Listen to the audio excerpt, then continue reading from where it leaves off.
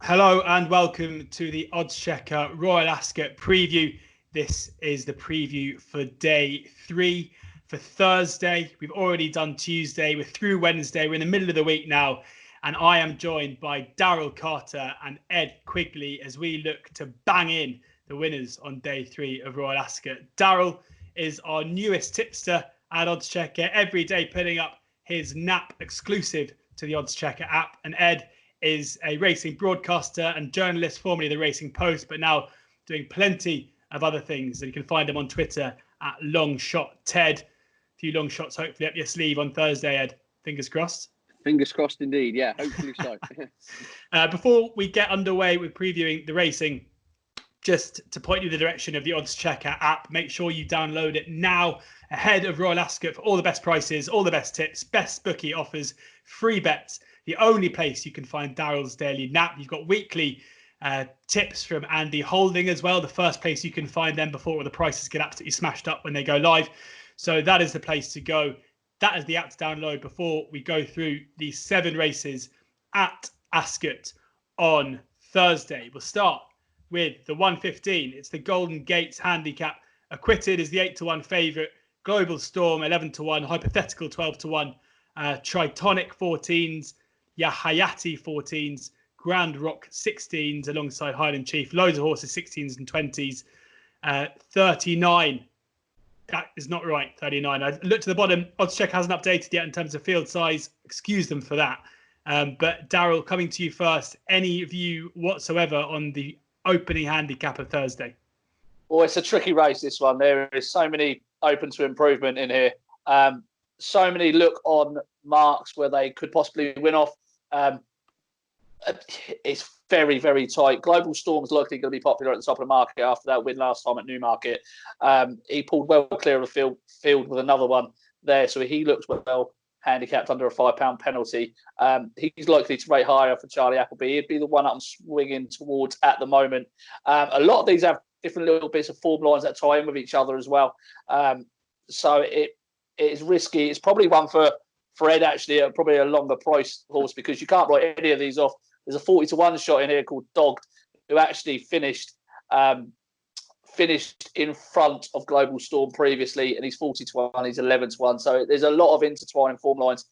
I would side with the Godolphin Global Storm at this stage, but it wouldn't be an overly confident bet at the moment. Ed, you've been Daryl said this is a race for you. Do you agree?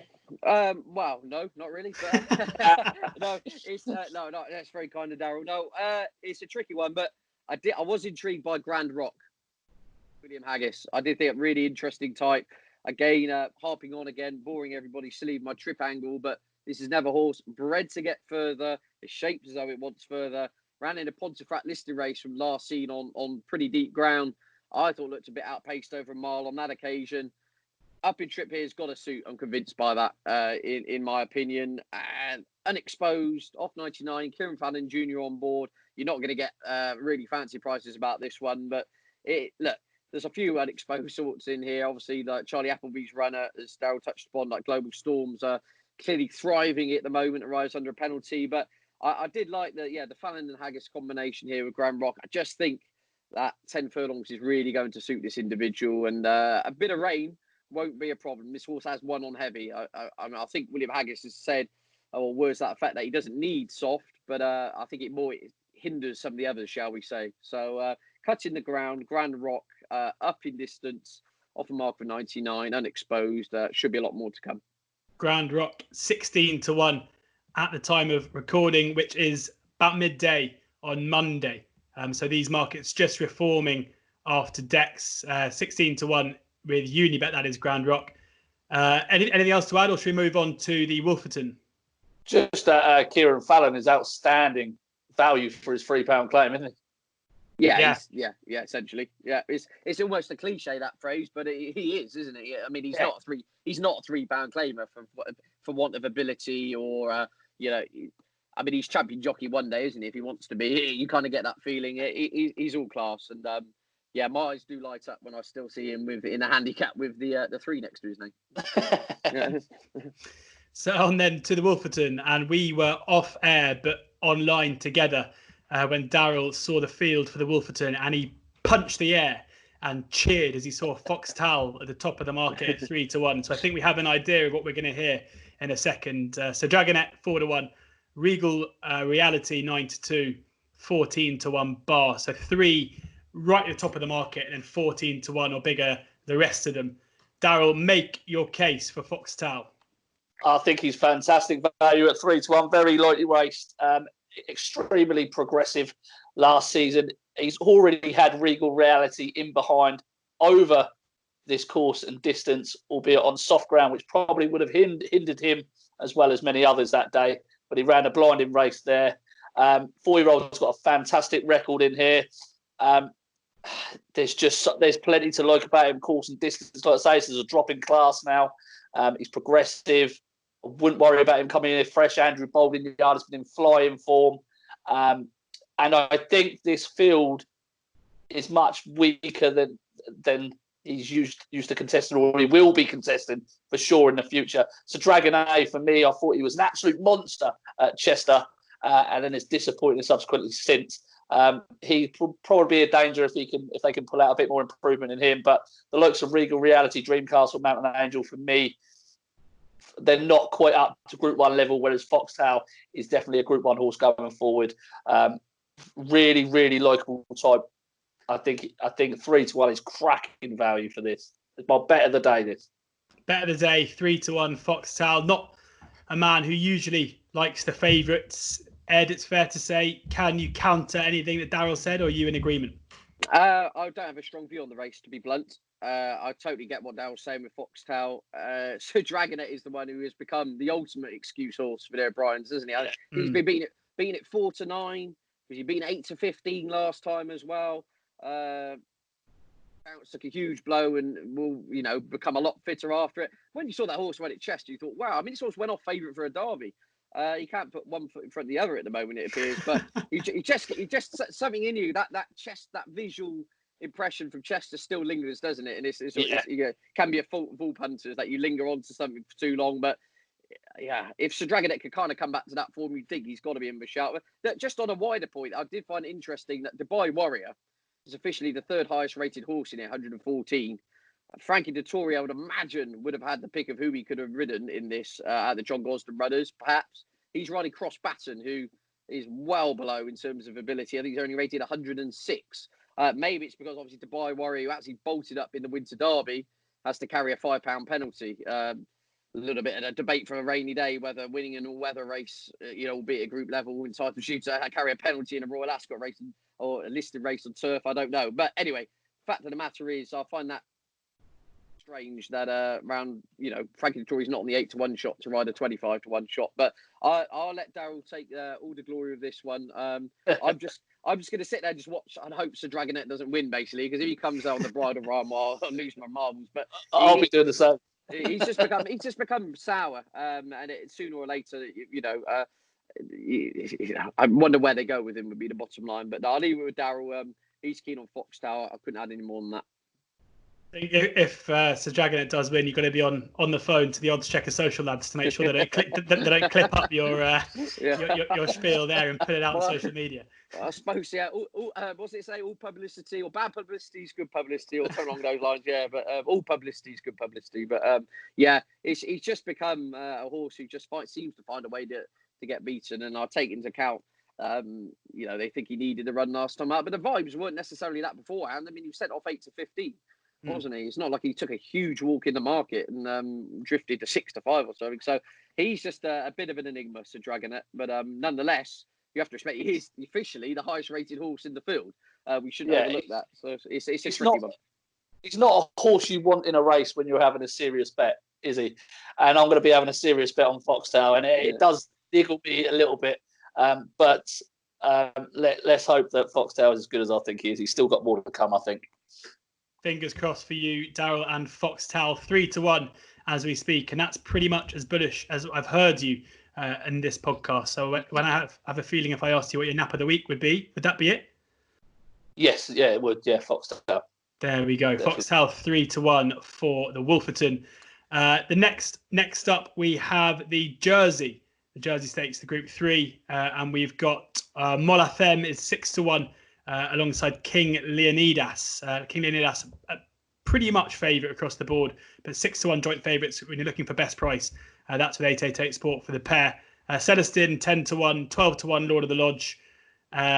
Final Song Mystery Power 14-1, Monarch of Egypt 16-1. Daryl, I'll stick with you here because you were so excited with Foxtel there. Anything to get you excited here? I do like Repartee for Kevin Ryan, Andrea Azzini. I thought step up to 7 was definitely going to be in his favour here. Improved a little bit last time out of Doncaster, the extended 6 furlongs. Got some nice form over 6 furlongs. Just lacked that little bit of a kick at the final furlong of the 6 furlongs. And I just think he travels so well into races. His form is rock solid, albeit over the 6 furlong. I just think there's more to come from him. He was green as grass all last season. And although he's got a little bit to do on the figures here, I think he could bring out a little bit more improvement for the step up in trip. I think 16-1 is a fair each way price. Without it being a confident win selection, I think he could surprise a few at 16-1. I've had King Leonidas down in my notebook since his run in October at Newmarket. I thought this horse wanted to go further, and when they stepped him up to a mark at Newmarket, he really careered away nicely. It does take him a little minute to get going, so the step back to 7 furlongs I wouldn't necessarily see as a big positive. But there's some really nice horses in here. I'd take a chance at a bit of a price on Repartee for Kevin Ryan. At 16-1. If I was going to give you that elusive £10 free bet, it would go on Repartee. It would, yeah. Bang on. Ed, what do you reckon here? Again, I was just looking for a bit of each way value. By far the most intriguing entry, I thought, was Richard Hughes's representative here, Mr. Snowden, who's unbeaten. They decided to throw him in the Group 3. He's officially rated 89.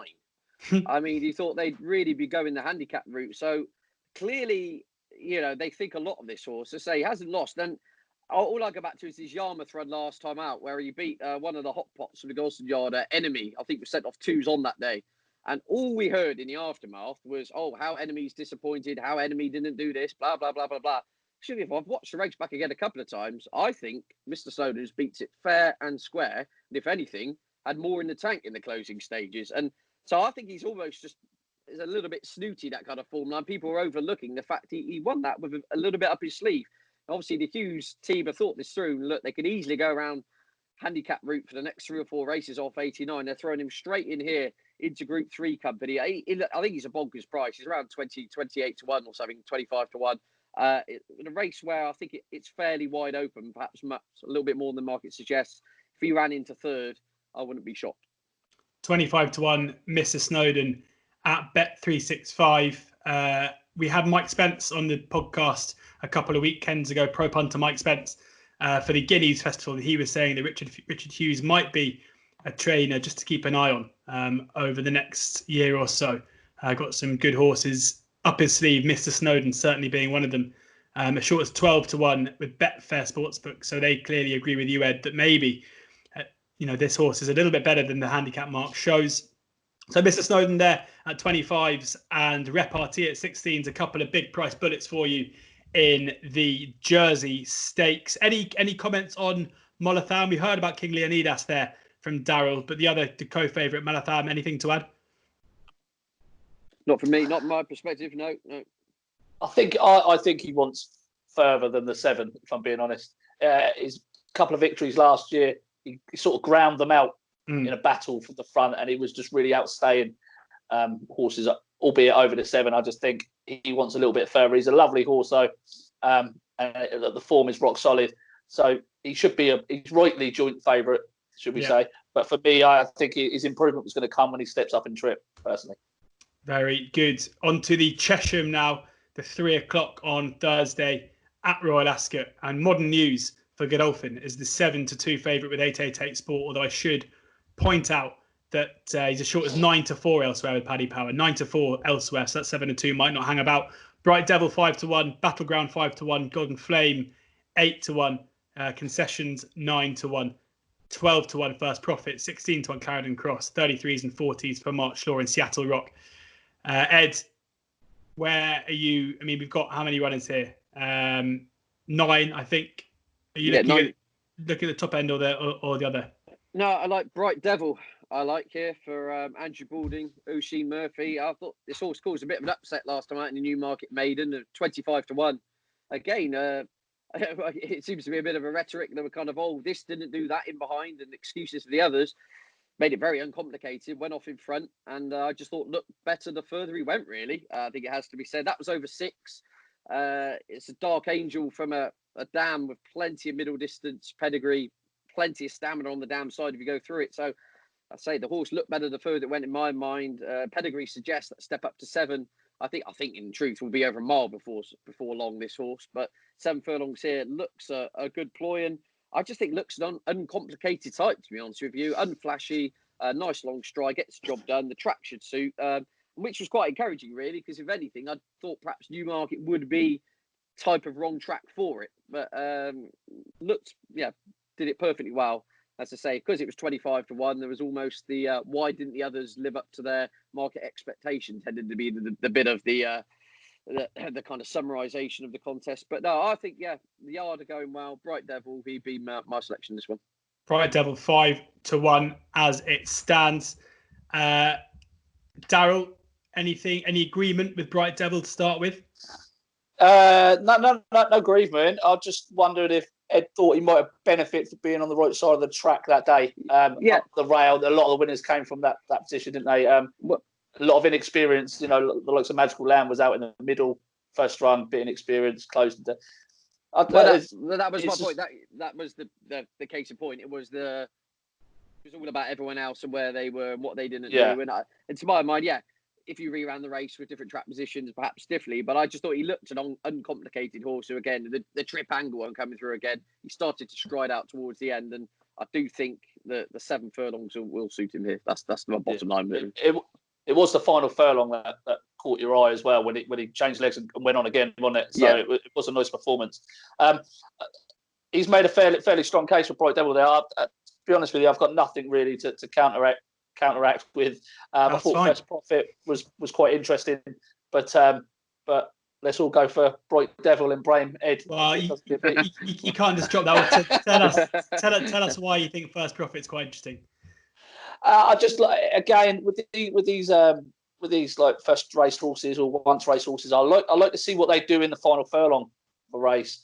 And First Profit just really changed legs, similar to Bright Devil, changed legs and cleared away. It looks a horse that's going to want a lot further in the future. That's in the pedigree, but just looked to know its job quite well first time out. Beat a horse of that called Al Watan, the side being sure. And I thought that they fought quite a bit of that horse. Wasn't really well supported on the day. It went off at 3-1 favourite, but there were vibes that they fought quite a bit of it. And First Profit did it comfortably enough for Charlie Fellows. Look, this is wide open, and anything can take another step forward. I mean, it's not going to be a betting race for me, but like I say, anything can take a step forward. And it's 7-2 the field of 9-runner race, so that tells you enough to how open it is. Absolutely. First Profit currently 12-1, but Bright Devil, the stronger selection of the two of you from Ed at 5-1. On now to a race that it doesn't look like much of a betting heat to me. It hasn't been for the last couple of years, but the Ascot Gold Cup, we have Stradivarius at 4-7 heading up the market. Technician 7-1, Cross Counter 7-1, 14-1 Bar. We'll talk about Stradivarius in a second, but do either of you have it's a difficult one, 4-7. And then 7-1 the field. Do any of you have a betting angle to this? Yes, potentially. Because at time of recording, are still 8 runners due to go to post. So you do have the luxury. If you think something at a big price can run into the frame, it's not one of those 6-runner snore fests where in that sense. So look. Mention what you said with Stradivarius. George is. He's the class horse. Official ratings say that. We're not going to sit here and talk about Stradivarius for 5 minutes. We all know that. It's just all I will say is all great horses at some point do decline. Now, he has been beaten twice. There's plenty of perfectly valid excuses on his last 2 starts why he's been beaten, including last time out especially, where is there any value in looking into that last defeat? Because given it was purely a prep run, can you not just? It was the wrong trip, and to my untrained eye, looked like he'd substantially come on for the run. It's just one of those. Unfortunately, you won't really know he's past his best until he is, and then so it's. However, but you see what I'm trying to say is I think that my gut feeling is there's going to come a time this season where Stradivarius bubble properly blows and he goes. I think there's only so long these top horses can go on for. The gift for him is here. He's almost been given a little bit of an open goal in this contest. Obviously, Kew Gardens came out last week. I actually fancied to really serve it up to him. He's now no longer there, and he's basically taken on Cross Counter, who, again, is another horse who's going on the list on my bedroom wall of the excuse hall central, isn't it? I mean, why the bedroom? Well, the living room or wherever I can put it. I walk around with it, me. But again, like this on paper.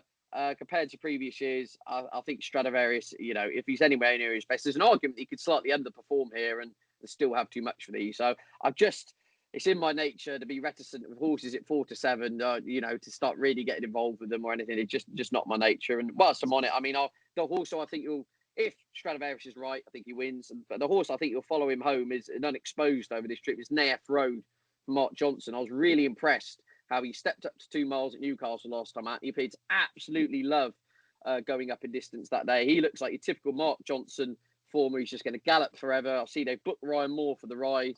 And I think he could follow Stradivarius home. Technician, I know, is coming in for a bit of support, but I think he perhaps would be one who would be suited by substantial give in the ground. I mean, he's got lots of form at Longchamp when the mud is flying, but again, it's all around Stradivarius. I'm just getting nervous now that I want to see him win, and I want to see him do it brilliantly, is the bottom line. I'd like to see him go out there and absolutely pulverise the opposition. It'd be great to see. I've just had to getting nervous that if he doesn't win this or finds a way to lose this, then perhaps we're seeing the end of an era. But I think Stradivarius will win. I think Naef Road can follow him home.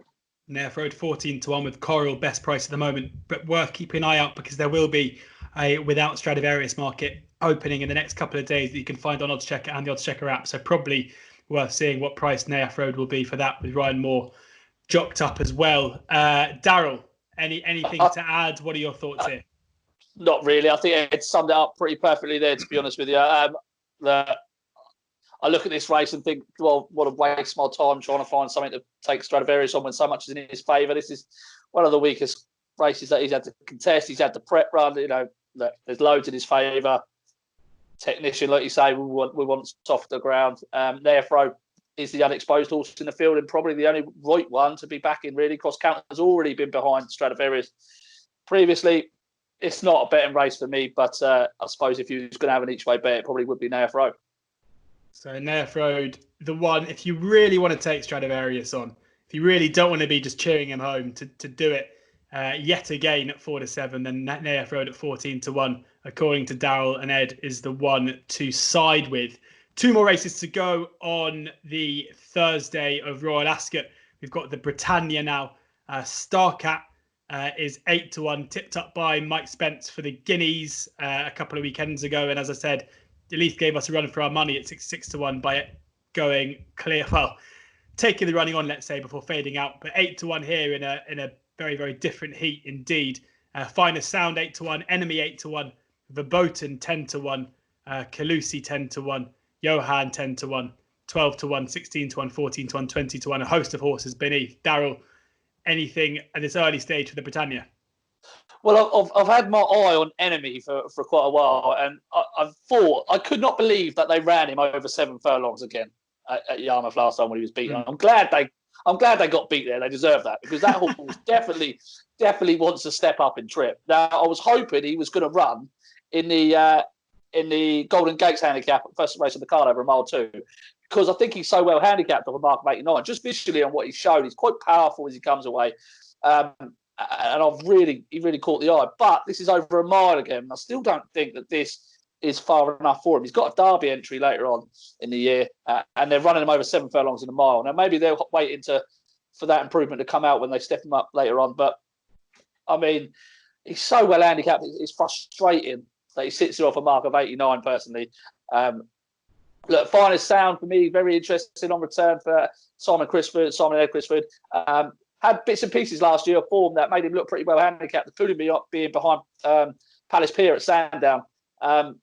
I think he's still well handicapped under a £5 penalty. He cleared away at Haydock. He was really impressive that day. He's going to run off an 8. He's marked 87. But there are so many well-handicapped horses in here. Dubai Mirage, Calusi, Van Burton. There's so many horses in here that any one of these could win it. And that is not just me trying to cop out. The honest truth, there's so many talented horses in here. But I think the way the finest sound is so simple that he might just ping out in front and just gallop him all the way into the ground. That would be the way I'd go with it. But it would be a confident bet because there are so many potential group horses in this field. Some really good Britannia this year. Britannia does look very strong indeed, and Finest Sound is the tentative selection, I'll say, for Daryl there. Ed, what are your thoughts? Might be blunt, yeah. I'm sitting out the Britannia and the Sandringham, to be honest with you. But however, going back to what Daryl said in regards to enemy, obviously I've tipped Mr. Snowden to win the jersey, who beat him at Yarmouth. And I said we hear all the excuses about enemy, and probably a lot of them are valid. But so it'd be one of those that if Richard Hughes' horse runs a cracker in the jersey and expects enemy, I mean, he's already around 8-1 third favourite. There's a chance that horse will go off favourite if that horse obviously franks the form. But it's a head scratcher. This really, I mean, this is. You think the per temps finals hard? This is a new ball game. This is no. It just be a watching brief for me and the concluding race on the card. If they go really, really hard in here, I think Enemy's got a fantastic chance. I do. He's drawn next to a couple of pacemakers as well, so it's going to be one of them. If Enemy's going to win this, it's going to be coming very late to get on top.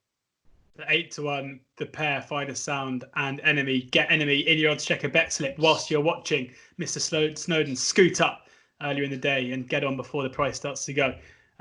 We come to the end then. We come to the last race of Thursday at Royal Ascot, and it is the Sandringham. We've already heard from Ed that he's sitting this one out. I'm still going to ask him if he's got any views because he is the expert rather than me. But African Dream is the 5-2 favourite, declared interest 7-1. Safika 7-1, Waliak 12-1, and Al Rasma 16-1 bar. Ed, we'll come to you first, knowing you're not having a bet, but just in case you have anything to say. Nothing of any value, so I'll stay. No, again, if I lived by that mantra, I'd never be talking, Ed. So we need to, Okay, well, yeah, I mean, Safika was the one I underlined for Moored Stout. I think will get better with time, but a year off might have needed a prep run. I kept going around in circles with this, so no, I'm sticking to my guns. I cannot find a bet in this. Just too tricky for me. Daryl? I felt the same way about Safika. I thought if there's going to be one in here that could potentially be the best of these going forward, I thought it would be Safika. But like you say, a year off, it's tempting fate. I could not have African Dream at 5-2 for the life of me. Yeah. Just because of one run at Newbury where she's got within a nose of stylistic, right? She's given her £7, but there's one piece of form, at 5-2 in a race like this at Royal Ascot, not for me at all. Hubor for Mark Johnson is going to be the one I'm going to side with. Thought this horse was really impressive in a couple of starts last term, but at Lingfield more recently on return against the boys, she popped out and she got round the inside. She was just short of room a few times, but she ran with credit off a mark of 90. She's been raised £1 for that. I think that race is going to work out quite well. And the step up in trip to a mile is 100% what she wants. She's got a good turn of foot. She's beaten Separate at Newmarket last year, who lines up again today. And she's £2 better off with that horse. I just think she's a really progressive type for Mark Johnson. She's battle hardened. She's gutsy. Whereas a lot of these very inexperienced in this big field. And I think this will really suit Hubor. Ran a 20-1 shot. Hubor 16-1. 16-1 best price as it stands at the moment. I think that price was around this morning, but now the race is cut up a bit. The 16's a Bet Victor and Unibet. So that brings us to the end of Thursday. Before I let you both go and enjoy the sunshine and maybe do a rain dance, given some of your tips for the week, just need your nap of the day, nap of Thursday. Daryl, coming to you first. Nap of Thursday is Foxtail in the Wolferton. Of course, nap of the week, isn't it? Nap of the week. Yeah. Nap of the week. And wins. There we go. That's what wins, gents. And Ed? I'll be going with Bright Devil in the Chesham. I really like that one. But on a different point, when Sir Dragoner and Japan both bolt up, me and Daryl have to meet up for a socially distanced cry into our pint glasses. I think we won't be able to afford a point. No. Fingers crossed you can afford plenty come the end of Thursday's racing. Thank you both so much Daryl Carter and Ed Quigley, thank you so much for joining us today to share your wisdom. Because if it was just me here, there wouldn't be much wisdom coming out of my mouth when it comes to the tipping up. So thank you both. And to the listeners, please enjoy the racing. Make sure you download the Oddschecker app. You can listen to Tuesday, Wednesday, Friday, and then Saturdays we're doing later on videos and podcasts on the YouTube channel or on any podcast app, the Oddschecker podcast. Thank you both to Daryl and Ed for joining us today. Download the app now for Daryl's daily naps every day exclusively on the app, alongside free bets, best prices, and plenty other things that make it the most important tool to have for the shrewdest of punters. Please gamble responsibly and enjoy the racing.